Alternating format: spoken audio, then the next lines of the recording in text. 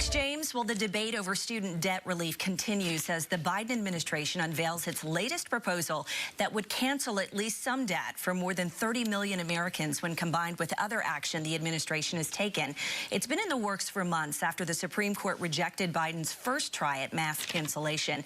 And today, the U.S. Secretary of Education is in Little Rock today speaking to borrowers who have recently had their student loans discharged. He also made time for us today. Secretary of Education Dr. Miguel Cardona joins us in studio for an exclusive one-on-one interview.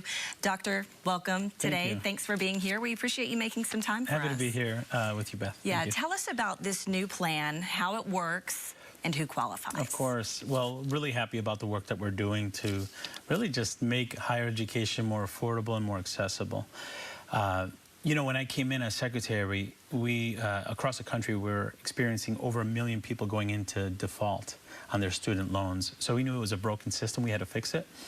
And what we ended up doing, and a big part of this debt forgiveness, debt relief plan, is making good on a bipartisan bill that was passed in 2007, the Public Service Loan Forgiveness Plan, that says if you serve the public, because most public servants don't go into to become millionaires. If you serve the public for 10 years and you pay your loans, you're eligible for debt relief. So we're enacting that, you know, and across the country, you know, hundreds of thousands of people are benefiting. Here in Arkansas, 27,000 people have benefited from some form of debt relief to the tune of over $1 billion that's going back into the local economy here and helping people get back on their feet. And you're meeting with some of those people today. I am. I'm looking forward to it. I'm meeting with some educators who have benefited from public service loan forgiveness. Again, they've been working their career in education, trying to help children make their community better. And through a bipartisan bill in 2007, they're eligible for this. I recently spoke to a teacher who told me after like 15 years of teaching, he has about $20,000 in debt forgiveness, and now he's able to get a bigger apartment so his son doesn't have to sleep in a walk-in closet. Is that too much to ask for our educators who give their, you know, their best to our kids? I don't think it is. Well, a big point of contention when you talk about loan forgiveness is, of course, fairness. And critics, including our own governor, have called this unfair and unlawful, saying it forces tax-paying Americans who either chose not to go to college or those who already paid off their student debt to pay for other people's education. Your response to that is what? Look, I'm one of those people that paid off my debt. I'm happy when I see that higher education is going to be more affordable, more accessible. It's gone up so much. And, you know, I think this is a situation that we're also addressing the root cause of the issue.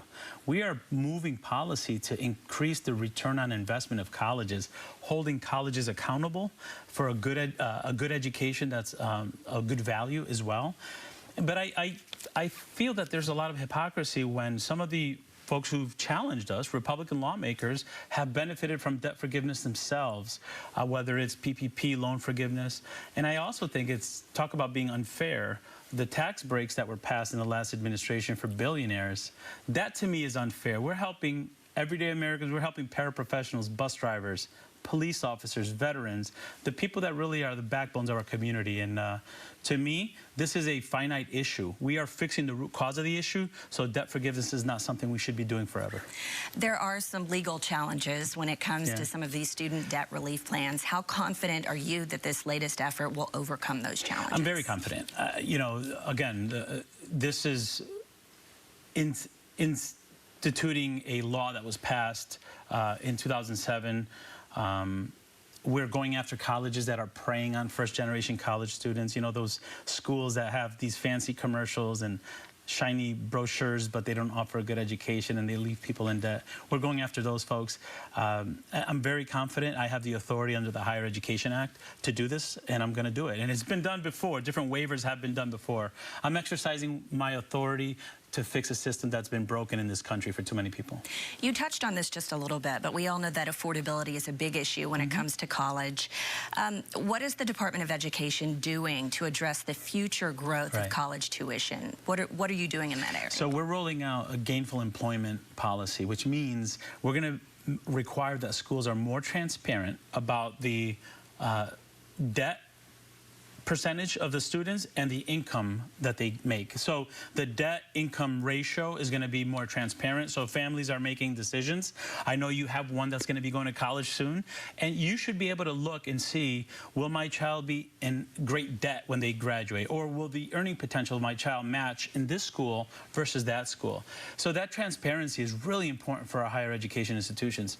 We're also investing a lot in different programming. Not every child needs to go to a four-year school.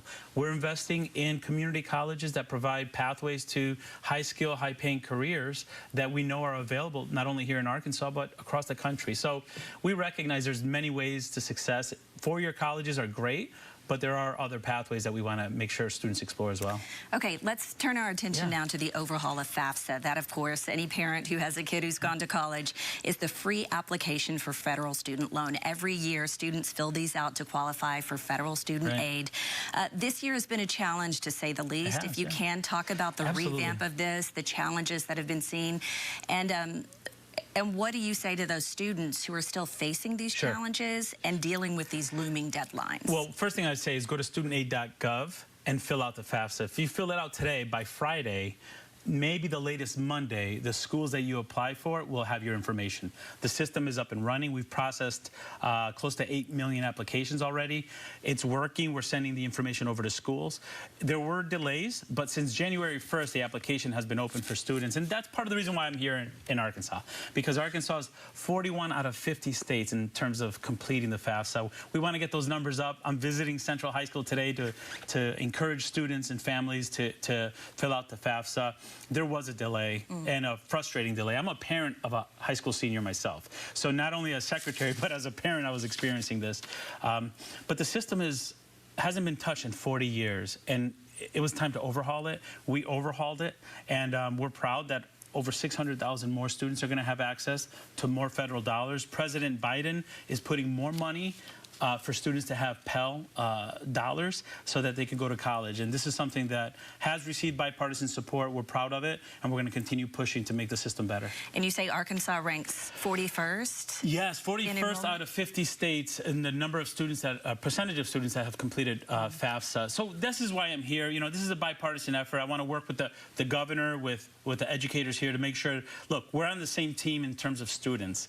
And despite having different opinions on policy, at the end of the day, we know education is important for our country and for our state. So we're here to support and provide whatever support we can provide to the educators in Arkansas. Okay, finally, I want to end today with Title IX. The Department of Education released its overhaul to Title IX recently. What were some of the provisions that were made? Well, look, this was something that was sought out by so many. We had over 250,000 comments on this alone. And one of the things that we felt was really important was to reinstate the protections for victims of sexual violence. With the recent changes in 2020, we were finding that many victims weren't coming forward because they were going to be cross-examined by the lawyers of those who allegedly provided an act of sexual violence. That prevented many people from coming forward. So we removed that. So now people can come forward and they're protected.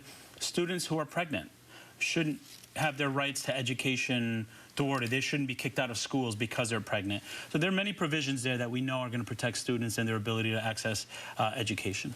One thing it did fall silent on, another issue entirely that is really a hot button issue here in this country, and that is of transgender student athletes. Why the delay on that?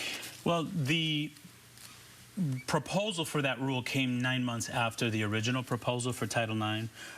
For that one, we received over 140,000 comments, and we want to make sure we're not rushing that one to go into this one or holding this one off for another 9 months until we finish it.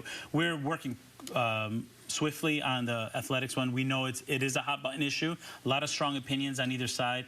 At the end of the day, it's our responsibility to protect students and make sure that they have access to education that is federally funded. Okay, Dr. Cardona, we appreciate your time today. Good to see you. Thanks for being here, and we hope you enjoy Arkansas. I will. Thanks. All right, well, stay with us. We'll have much more of Good Afternoon Arkansas coming up.